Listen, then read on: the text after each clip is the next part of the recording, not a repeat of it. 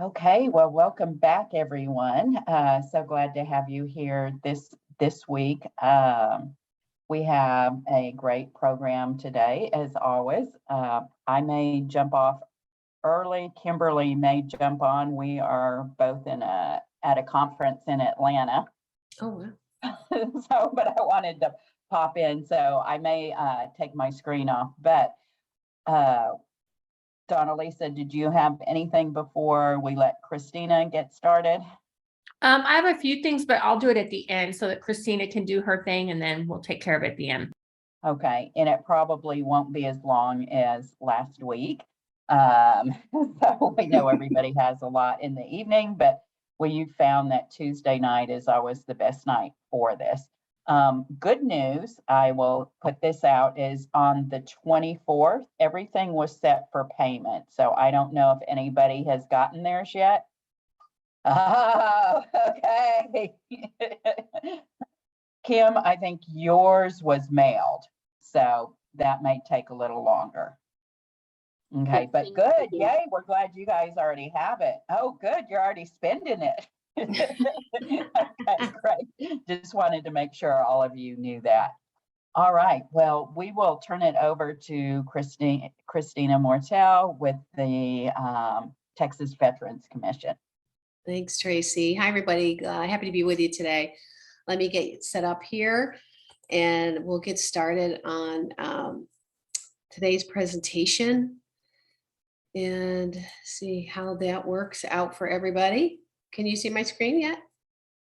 Okay, stand by. Here we go. How's that? Good? Yeah, that's good. And Christina, if you want to let me know when to put that worksheet in the chat, or I can save it to the end, you just let me know. Okay, hold on a second. Okay, now I can see you guys. Okay, great. So tonight we're going to talk about B.A.I.L, the B.A.I.L network. And the backstory on this is when I joined the entrepreneur team, they had this thing about you got to get a bail so you stay out of jail. And so that's the genesis of this thing. It wasn't really like something that's scientific or anything. So we kept it simply because it was easy to remember and we thought people would, you know, it would resonate with people. So today I'm going to talk to you a little bit about what we call and refer to as the B.A.I.L network. Let's see here. Okay, so here's the agenda. We're going to talk about the B.A.I.L network, how the B.A.I.L network can help you. And I decided to incorporate scenarios tonight into this presentation where I have actually got questions from veterans. I've posed it to an attorney or accountant or whatever. And I just thought it would be a good demonstration of, you know, the nuances of things or things to consider as a small business owner that might highlight this for you and the reason why we do need a B.A.I.L network. And then we can have some questions and answers at the end if that works for you guys. I don't expect it to take too long. Maybe 20, 30 minutes, but it's worth the time to talk about it. And I hope you find it informative. Okay, so the B.A.I.L network is an acronym that we came up with that stands for a banker, accountant, insurance agent, and a lawyer. And we did that to my earlier reference because as a small business owner, you can't be an expert at everything, nor should you. But it's definitely an opportunity to bring experts into your company if it's a good fit and to help you stay, in my opinion, to safeguard your business, to protect your business, to be current and understanding laws, regulations, requirements, and to be compliant. So those are all things that you need to do as a small business owner. And since you're doing everything else, you can't always be up to speed on everything. Now, we think it's important. Like even in my capacity now, I'm reaching out to these folks who are generous with their time to help answer questions for our veteran small business owners. And I don't want to wear out my welcome with them, but they've been very helpful to us as a team. And I know that they'll be helpful to you as well. As a team, we can answer some probably high level questions, but some things because of, the specifics of your business, whatever your situation is, it's really important that you contact these folks. Now, where do you find them? You really ask for referrals. Do you have a good attorney? Do you have a good accountant? I get these questions every day. I mean, the whole team does. Do we have one that's local? So we're always looking for resources throughout the state as well that are interested in working with small businesses, especially, it helps if they're interested in veterans as well. Not necessary though, but we are always looking for other resources to help refer our veterans too. And to that point, we never give your contact information out. We will give you their contact information if you're interested in talking to any of our referrals that we give to you, and then you can decide whether or not it's a good fit. So obviously referrals, professional organizations or affiliations. Now, a couple of the attorneys that helped me with the handout that we're going to give to you later, they also are part of NABO, or they might be part of the SBDC and do classes, or they could be part of the university or others business organizations. So we definitely reach out to those who are really out there. I don't want to say, well, evangelizing what you need to do as a small business owner. So that tells me they really want to connect with you. So, this is a place to find them. We always will refer as well, anyone we think that will be helpful to you. And I kind of mentioned it there. I know it's kind of commonsensical, but you never really know. And we want to be a resource to you. So think about that. There's probably other organizations. I'm sure you can ask the TW team. They probably have good connections, especially in that area, in the North Texas area. And I have to say that I have to thank Tracy, because she linked us up with Brian Silver. He's a total rock star, and he's totally so helpful to us. So that's how we got to know Brian. All right. So first we'll start with the banker. Our first recommendation is always to establish a relationship with a banker, even if you do not need money now. I'm going to assume that most of you on the call either have a business banking account or are going to get a business banking account soon. And we're always recommending that. So you are separating your personal funds from your business funds. But the bigger picture is you want to start showing that your business has value, or you want to build equity. For example, you've bought all this equipment, you have new software, you have a new computer. All of those things are now building equity or part of the equity in your business. So obviously, to protect yourself and your family, we always recommend creating a separate banking account. Obviously, you could reach out to the bank and what small business programs or things that they have besides a business checking account, for example. I think it's good just to have those conversations. Now, it's hard because even if you start, if you might bank where you have your personal banking, which probably makes sense. So you may already have a good relationship, which is great. But what we have found is that if you're a startup, traditional banks normally don't want to lend you money right now. Now, that's a generalization based on many factors, but and we'll talk a little bit about that. But if you do have a good relationship with your current bank, obviously find out if they have a business side, reach out to them. One of the things that they can do also to help you, obviously, is maybe down the road, we have a lot of people who ask, can I get a line of credit or a loan, or what can I do to help my cash flow? And I'm sure you'll probably have some of those conversations with your TWU team, or as you progress in the training here. The reason that's important is sometimes there's going to be ebb and flows. Accounts receivable may not meet up with accounts payable, et cetera. So, you're still on the hook to pay people or to pay the other debts that you have, and you may need that. Or let's say you need to buy inventory, like the person who's doing the automotive, you may have to have stock a bunch of inventory. You may be able to do that with a line of credit with other organizations, for example. So think about that. That's one of the questions I would ask a banker. What can you do for me? When would I qualify for a line of credit? How big would it be? Right? We mentioned last week on the non-traditional funding.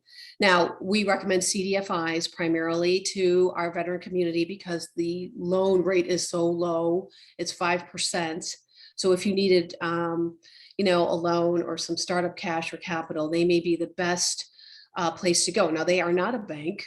They're a funding institution, they're a nonprofit, but there's a lot of good synergies there that match with startups. And I think I mentioned last week, the sweet spot is 6 months to 24 to go to a CDFI. Their goal is to and I don't mean this bad, but to graduate you to a traditional lending institution or a traditional bank for, expansion or whatever. I also put in there equity lines. We'd really, you have to think about what's good for you and your family. Is it better for you to have an equity line to fund your business? For example, like if you're doing home repairs or something, you get an equity line from SoFi, right? They pay off, a certain amount of your debts. Now you have some open cash, maybe. I'm not suggesting you do that, but you want to get creative. You could also use credit cards. We're not a big fan of that because of the interest rate, but you have to think a little bit how you want to capitalize your business. Of course, you can always ask these questions to a banker who's going to help you, but that's the reason why we want you to think about having a banking relationship. Now, accountant, I would almost say that this is primo in my book. More and more every day, we're connecting people to accountants for both entity formation as well as how to take care of your business financially. So, and I'll show in the scenarios, lots of times the accountant will be a good resource to have before you decide to form an entity, or if you need to switch an entity based on, your tax status that your tax status that you're going for. So, and how you want to set this up. So we always, ask accountants, and to my earlier point, Brian Silver, who's been really helpful to us. He's great. He's got a great firm. He's been very informative to the veterans. He's also done a couple of classes for us. So I would definitely reach out to an accountant if you haven't already, just to confirm that the formation you have is good, or it's what you want to do. Perhaps you want to start out as a sole proprietor right now and then move to a different entity based on your growth. A lot of people do that, where people are reaching out to and say, hey, I've been a sole prop for the last 2-3 years. Now I'm ready to go to an LLC for, again, a variety of reasons. Of course, an accountant can help you with your company books. Now, a lot of people using QuickBooks or some other kind of tool like that to manage their cash flow or their, income and expense, et cetera. An accountant can also help you in these areas I've mentioned there, the sales tax, franchise tax, employment. Obviously, they can do quarterly reviews. Let's say you have a bookkeeper, and then quarterly you have an accountant review your books, and then perhaps also help you at the end of the year with your actual taxes. So we definitely recommend that. And then based on your business, this accountant is going to be able to determine what do they think, based on your size, and you're small or expanding or whatever. Do you have employees? They'll be able to assess really how much time that would take, or et cetera. Many of them also offer payroll services. I'm sure you could put them on retainer if you needed something like that. But I think it's always good to get some good information about that. And that when we give you the handout, we have questions specific for you to ask an accountant. And before I forget, I don't know if you can see this. Can you see this? This guy, I did a podcast with him. His name is Charles Reed. He's a Vietnam veteran. He has a firm in the Dallas area. He's been accountant for like 30 years. He has, I don't know, a team of 4 or 5 people. Anyway, I did a podcast with him. And he came on and talked about, obviously, all the things accountants can help you with. But the reason I'm telling you this is after this, I will send you the link to the podcast. In there's a code. He'll give you this book for free if you put the code in. And there's a lot of cool stuff in it, not just for accounting, but should you have an employee handbook? How do you handle medical insurance, health benefits, all kinds of stuff. It's really an excellent resource. So I've learned a lot myself. I'll make sure you get a copy, or I'll send you the code so you can get a copy. I'm sure I don't have to explain this, but I think it's worthwhile to reach out to insurance folks on your business side. So you obviously have one for your house, your car, whatever, your property, your home. I think it's good to understand, based on your business, if you need an insurance policy. Like, for example, if you're providing a service, you may consider asking for an error and emissions policy or professional liability. Some of these things that might help you. A big thing came out, obviously, during COVID for business interruption insurance. All of these types of insurances that are out there. Now, I have found that obviously the big ones like Hartford has small business policy, et cetera. I mean, you could probably look State Farm and others. But if you go to a broker, obviously he's going to go, he or she is going to go look for you to see what is the best policy based on your type of business. If you're not sure, they will probably ask you, a little bit about your business. If you don't have any, maybe industry now, industry data, what your biggest client is, when do you, I mean, are you net 30? What kind of things are you delivering? What's the liability involved? I mean, they might ask you some questions to get a sense for, what does this look like? When you say, well, I'm in business now, but I probably won't have a client for 3 months. And maybe I'll earn $12,000 by the end of the year. He or she may take some of that data into consideration if you're not really sure what you need and how much insurance might be helpful to you to protect your family or protect the business, et cetera. So that's why, again, on the handout sheet that we give you, I have Alex Dean on there. I got connected to him from another veteran business owner. So he does a variety of insurance policies. So small business guy, just like you, will help do the research, worthwhile to take a look at. Obviously, my experience has been annual coverage. It can be paid semi-annually or monthly perhaps, but obviously I would definitely consider that, reaching out to an insurance agent if you don't have one already. Now, excuse me, lawyer, probably one of the top things that we need on our team, and we call almost every day, and we hope that you will, also connect with an attorney to help you. So in this case, we're talking about a transactional business attorney, a person who is going to help you with small business types of transactions. They're not litigators. They're not going to go to court. They're not public defenders and all of these things. They're actually small business transactional attorneys. So what does that mean? They're going to review contracts for you. They can help you with your operational agreements, entity formations, if you want to do that. I just think that in itself is very critical to protect yourself again. Now, and you can see here some other things that they may bake into their services. Like if you're doing your business and your goal is to support your family or perhaps have a legacy situation going on, they can also help you understand what the risks are or what are the things you need to do to protect your family. Also intellectual property. I mean, I think one of the resources on there, Kelsey, she's up in Dallas. She does a lot of intellectual property presentations and to help small business owners with their, specific product or service. Now, they are expensive. All these people I've talked, I'm telling you about, obviously are small business people themselves. So they are not going to be free.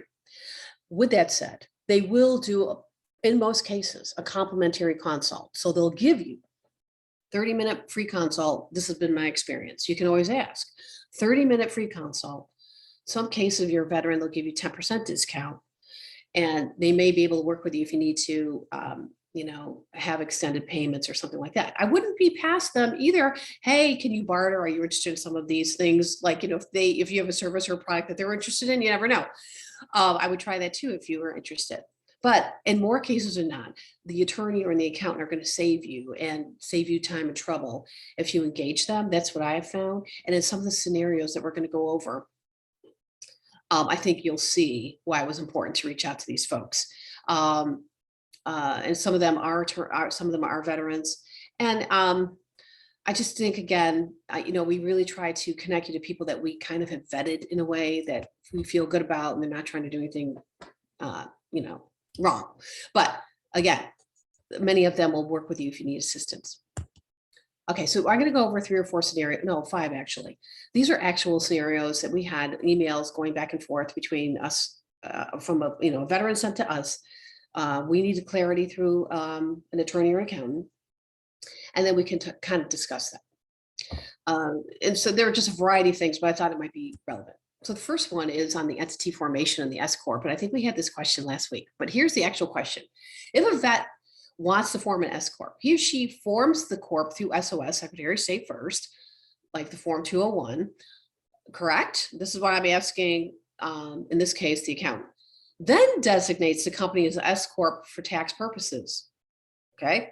So Brian comes back. Yes, they use the Form 201 for a corporation or the LLC 205 to form the entity at the state level. After they get the federal EIN, then they can file the necessary form to elect to become the S Corp status for tax purposes. Okay. And then he says we can assist with the S Corp, happy to help them, et cetera. So to the earlier question, I think from last week, the S Corp is the tax status that you may be looking at. So this is why I'm not saying we don't want to answer the questions of VEP, but we want you to speak directly to an accountant for the clarity based on your individual situation. So that was one of the questions that came up, but yes, you can even look it up too. Can an LLC be an S Corp? Yes, it can, because it's a tax status, okay? And we could talk more about that too. Now, this is one that we got recently too on multiple entities. And I pulled this one because after looking at it, the small business owner should talk to the insurance person, the accountant, and the attorney. So I have a vet, and I asked the attorney, or I asked the accountant, is it wise to form one LLC and operate two DBAs under the LLC? The vet has 3 businesses, an Airbnb, home health, and janitorial. Okay. For accounting purposes, can the vet use one business entity to report and record the income of each of the 3 entities? Now, okay, and at this time, at the Airbnb was operating, but the other 2 haven't launched yet. Brian comes back. So this one, I don't really want to read to you, but I am going to just line through his logic here. I mean, talk about it. Tax and accounting standpoint, it's fine, right? We have a number of clients who do that, combine all 3.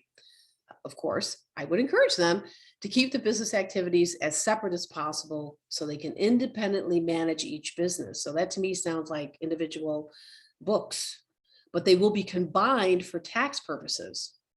Okay, I get that. When you report for taxes, I would encourage them to think about the liability involved in doing that. And if they really want to commingle, another scary word, those different types of businesses into one entity, there would have to be a discussion with a lawyer. I would advise them to consider the risk, the liability, right? That sounds like insurance guy to me. And let that be the primary factor in the decision-making of operating as an LLC. Now, in this particular case, I don't know that each one of those makes sense to do together. There is liability. If something happens in your Airbnb, somebody gets hurt. That means to me that they get hurt. Do they sue you? And they then have all the resources of the 3 companies in one. You see, and so this is why, this is another example. We get lots of veterans doing multiple entities, DBAs, and this is why, another reason why we really want you to think through what you're trying to do, how you want to accomplish it. And so here, straight from the horse's mouth, basically this tells you got to have a powwow with 3 people before you make this decision on how you want to move forward. So I just something to think about. And I'm happy to talk to you about it afterwards as well. This one's simple, sort of. This is another question, but this went to the attorney. I have a veteran business owner who formed his LLC in Texas. He purchased property in Massachusetts, another state, and wants the property to be an asset of the business. How does he do it? There are a few steps, but essentially he would need to register the Texas LLC in Massachusetts as a foreign entity. So that in our world means there's going to be additional costs to that, and then title the property into the Texas LLC. Now, who's going to help you do that? It's going to be, an attorney. So, I had no idea how he would have done that, but I totally get it. He wants to put the property, because if I'm not mistaken, he was a realtor. He wants to put the property onto his books. Again, going back to the whole thing about, equity and value and all of those conversations. So, again, here is where, I refer to an attorney just to reply to the veteran, which I will do for you. If I can reach out and say, hey, can you help me with this? And then I'm going to say, hey, for the rest of the story, you probably need to go and talk to this attorney or talk to an attorney. Okay. Now, this is the nonprofit versus an LLC. So the backstory on this is there is a very confusing part of the Texas business code. And that is you can have an LLC with a nonprofit purpose. That's confusing already, because there are people who want to be in business with a charitable purpose. So when I bring that up to an attorney or an accountant, they pounced on me on this one. Okay. This is the G version. Okay. So the attorney responded, if they want to start a nonprofit, they start a nonprofit corporation, i.e. a 501c3. Nonprofit LLCs are a new entity not recognized in all states, and that is true because I've had veterans call me from other states that have a nonprofit LLC asking about, hey, can I get the same kind of savings or coverage, et cetera, in Texas? There is little to gain by going the nonprofit LLC route, and there are many downsides, okay? So I'm sure you guys know that, but I'm just telling you, this is one that we get because there's so much confusion. Brian came back with, I agree that the nonprofit is the best option. They do still have to go through the process of getting approved by the IRS.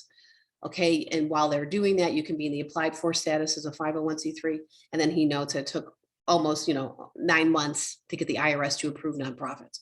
So in this particular case, if people looked at the SOS documents that we have out there, and you could form an LLC, it has its own landing page. And let me tell you, every time we try to get a straight answer, we don't, from the Secretary of State. So my advice is, if you're going to be a 501c3, be a 501c3. And if you're going to be in business as an LLC out there to make money, do that and separate the two. Because it just seems that there would be a lot of confusion, and then who knows how much work that had to be done additionally between the accountant and the lawyer to help you. And I just think it's worthwhile. We did have, if I can just say this one thing, I did have a husband and wife team who wanted to do something for their church. They wanted just the expenses to be covered for the program that they were giving, which was an educational component, an educational program from their church, okay, 501c3, but they wanted to be in business as the LLC, but they're delivering the training. But they didn't want to make any money, but they didn't want to do a 501c3. So we kind of went around and around and around. And how do we do this? Because it was costing them to buy the program from the church, $50 a couple. So they were trying to see, how do we recoup, Christina, our loss? And so, again, to the whole question about nuances, all of these little things, you need to, definitely talk to an accountant and an attorney. So that's just another example of some of the things that we get. This is the last scenario, and it's kind of not a funny one, but it's a personal one. So my daughter at the time was 19, had her first internship. She comes home, Ma, here's this contract she wants me to be a 1099 employee. But there's a ton of stuff in here I don't even understand. Great. Okay. I send the 1099 to my attorney. Okay. Luckily, she was available. 45 minutes later and $150 later, she said, Christina, 60% of this contract is not enforceable. Okay. Then this gets better, slightly better. What we found out later is that the business owner used another intern to go find a employment contract. Of course, Google is our friend. So the person went there, and another intern, so they could have a document that explained being the 1099 employee and all that would be, not taking out your taxes and that kind of stuff. So if I hadn't had the attorney review it, I'm sure it would have been fine. In this case, Bella was a short-term thing, whatever. But the fact that the business owner is putting out a document that's not enforceable, why would you do that? So it automatically kind of, I don't want to say jaded my opinion, but it showed that this person did not have enough savvy to protect her own business. So I know you won't do that. Now, if she went up to the internet and got the stuff, I guess my question is, you could do that, and then you could ask an attorney to review it. But then I thought, that's the same 15 or 30 minutes that he or she's going to have to use to review that document that she could use on a document she already knows is legally sound. Maybe put in a few sentences that matters to your business or specific to your business. So again, in that case, I wouldn't have known. Of course, my daughter would not have known that.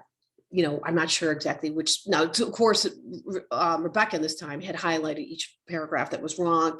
This can't be enforced. This isn't right. All these things. I just know that. I trust that you'll know now not to do that, and certainly don't have an intern do anything. So what I mean, that's why we pay, right? These professionals to protect us. So that's my little short love story with that. But I just want to share that with you, that it's very common. You never know. So take a look at that. Now, I don't really have anything else I want to share with you, except really quickly, I know there's questions and answers, but Donna, Lisa, I don't know when you want to send out the this handout. This is the handout. Okay. I just want to explain this really quickly to you. So what we did in the back of this handout are all the people that gave me content for this part. So these are here's the B.A.I.L network, and these are questions that you ask a banker, attorney, lawyer, whatever. I mean, accountant, attorney. Christina, Yeah. we can't see, you're still sharing your screen. Here. You can't what? Were you If showing us you, something? quit sharing your screen, Christina, and I put the B.A.I.L, I put the document in the chat. Okay. So these are questions that you ask as a small business owner to vet / ask some questions to make sure they're a good fit for you, for your business. And there's nothing wrong with that. They don't want to waste their time either, and you don't want to waste your time. So we came up with this, okay, and you have it. And there's questions there to ask. Oh, there's one thing I meant to ask, I meant to mention, especially for the person who wants to do franchising later down the road, or for all of you. I failed to mention this earlier, but under the accountant, the other thing that they can do is a valuation of your business. I hope you don't mind if I just go back here a second. So the valuation of the business is very interesting. So if you're looking at buying or selling a business, you have to get a third party to do a valuation of your business, i.e. what is the value of the business, and is the price that you're trying to sell it for, can it be substantiated? Now, I've heard a couple different things. Let's say you want to buy a business. The lender who's going to fund that for you will probably be do the valuation for you. Like look at the books, check all the assets, all that stuff. And I heard Capital One told me what to be like $3,000 to be added to the loan to do that. Then I had other people tell me that the SBDC, they have some qualified people on staff who will do the valuation of the business for you, especially if there's you're trying to buy a business and you're friendly with the current owner. They will sometimes do the valuation, say, yeah, this is valid. This is legit. But of course, that presumes that the seller wants to provide all that information. So I meant to tell you that earlier, because valuations are important and we're seeing it more and more. So, whether or not you're buying and selling a business, or you just need to know to protect yourself, what is the value of my business right now? Let's say you need to expand, or, you need to ask for more money, or you need to get a loan for expansion. These are some of the considerations you'd want to look at. So that's why, again, it'd be great for you to have an accountant to help you with that. And I'm sure if you had an accountant, they would probably do that for you. But what we're finding is a lot of folks are just out of the blue saying, hey, I need to buy this business. The owner's willing to sell. How can you help me? And so we're saying, okay, do you have a valuation? Are they willing to give you all of the information that's needed? Where is this located? Is it in the state or someplace else? So there's a lot of factors. So I would definitely try to link up with an accountant or whatever. But if you find yourself in these situations, guys, of course we want to talk to you, want to help you. We'll lead you as best we can and direct you accordingly to any resources that you might need, or talk things through what makes sense. And of course you can do that, just reach out to us and, come either through the website, through our, whatever that tool is that we have to, I'm sorry, I shouldn't say that, the intake form. And then you can get on our calendar. We can talk about it further, but I wanted to make sure I mentioned. So last thing on this is that everybody on this page here gave me the content for this. Because I said, what would a small business owner ask you? And they came up with all these questions. So these are the kinds of questions they should be asking us. And so I hope this is helpful to you to take a look at. You can just use this little checklist when you're talking to somebody. Hey, is this guy or gal real deal? So hopefully that's helpful to you. I'm happy to answer any questions I can and go from there. I don't know if anybody has any questions, or if you want to. Anybody have any questions for Christina? Simone? Well, one comment and then a question. I wish I had had some more information before I hired my lawyer, because she didn't realize that the LLC was free starting this year, and I had to, and I got my LLC like late December. Yeah. So that one hurt. And kind of made me mad because I felt like she should know because she knew I was a veteran. But anyway, so I'm going to be looking for another lawyer. She just made me mad. I got through the process, but I don't know. That just seems like someone's not paying attention to details. But Well, can I just jump on that too? Sure. 1 second, and because we're getting the same feedback from people who are doing legal Zoom or. Yeah, I Done paid her a business. lot of money though. I paid her a lot of money. It wasn't legal Zoom. Yeah, I know. It's, for example, yeah, to do these things, I think is between 9 and 1,200. Am I wrong on that? Or is that ballpark? I mean, that's what I know. paid 1,800. I think I paid too much. Okay. But I didn't have any guidance. So anyway, so all of you know, 18 is too much. Okay. So, and now, I mean, I've thought about insurance before, but I just can't imagine any reason that I would need it. Okay. And I feel like I don't really want to call an insurance agent because they're going to make some stuff up. I just feel like they are. Okay. And so how can I get like, I guess, how can I get like an assessment that is neutral? Okay. Well, I have 2 thoughts. There are some other small business insurance policy organizations. You can probably put some information up there online and you might get an idea of what that is. The only reason I recommended Alex is because he was referred to me by a veteran, and all this guy does is insurance. So I agree with you that, I gave him other referrals, and he knows that through the network, that people that refer to him, that he can't afford to do the wrong thing. But I can try to see. I mean, I can't recall, Simone. I'm sorry, I can't recall what your business is. But it's educational services. So I do, one-on-one consulting. Uh-huh. And I mean, I jotted down possibly, what was it? Error and omission or professional liability, but I really don't even see how that would happen. Maybe if I was, because I'm trying to go to corporate contracts, maybe it'd be more important than just like individuals. Well, I'd agree with that statement. And also, if you're doing any kind of government contracting, they want to make sure that you've got all these documents and you are insured and, the financial bandwidth part. So I would definitely, I don't think there's anything wrong with asking the question.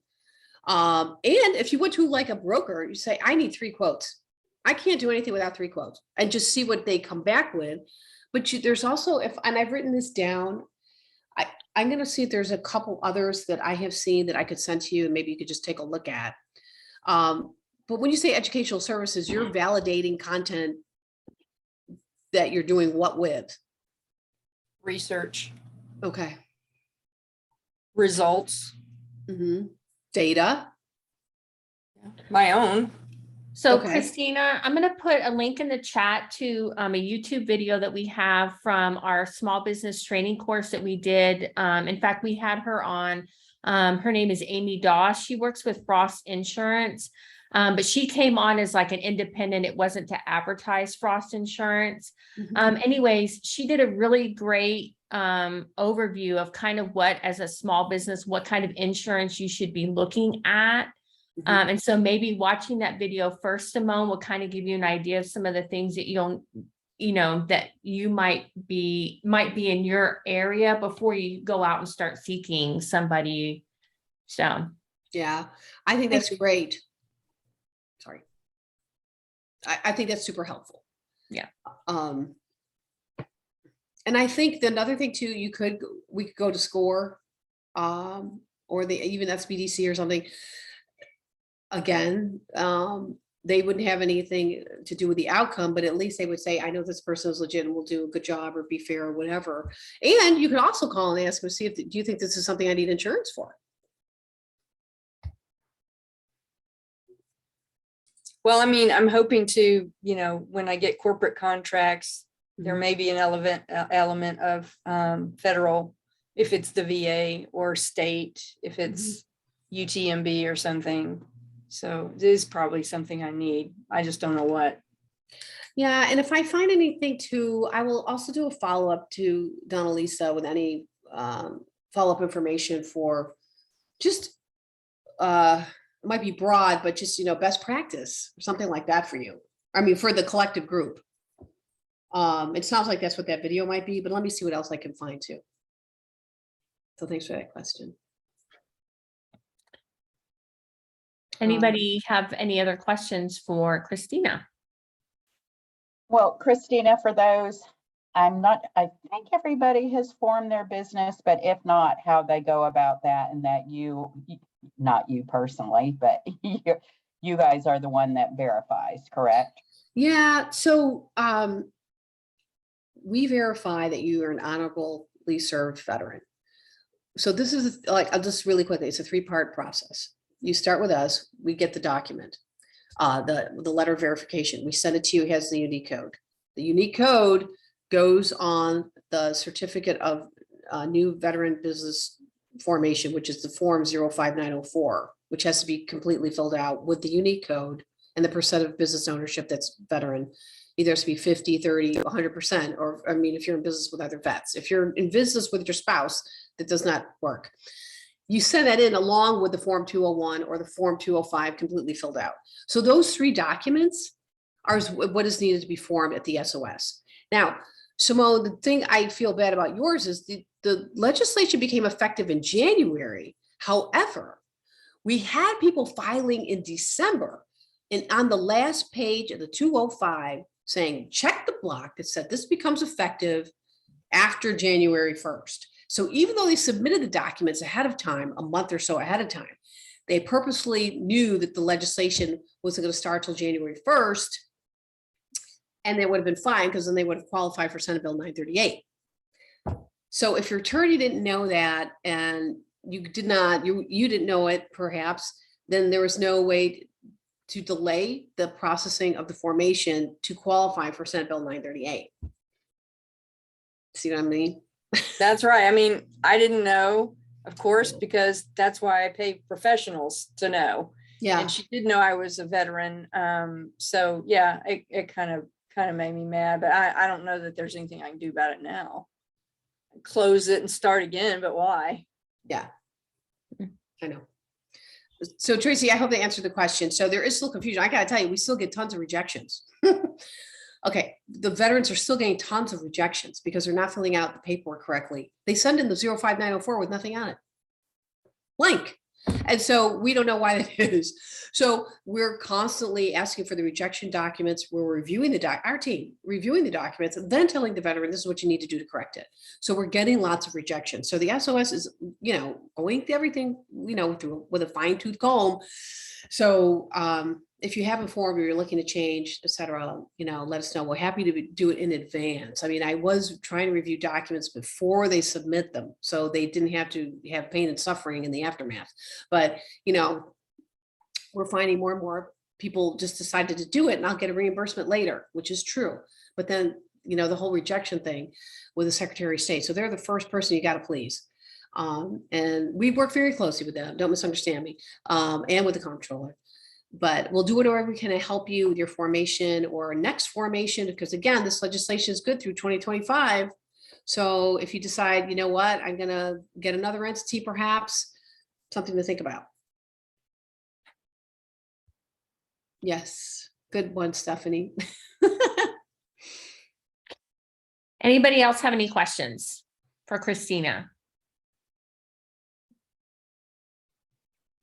Well, if you think of something, no problemo. I'm out of the office though. I'm on vacation, but I'm back on Wednesday. But you can always send an email to VEP. I'll put it in the chat, our address, if you have some questions, and we'll try to, answer that as quickly as possible for you.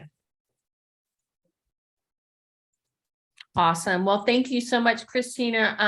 I will make sure she's already given me the slide deck, so I will send that along with the worksheet that we put in the chat and the video. It'll probably be either late tomorrow afternoon or first thing on Thursday, because we have an event tomorrow. So okay, cool. Well, I appreciate everybody's time and attention, and again, happy to answer any questions if you need that. All right, so thank you all.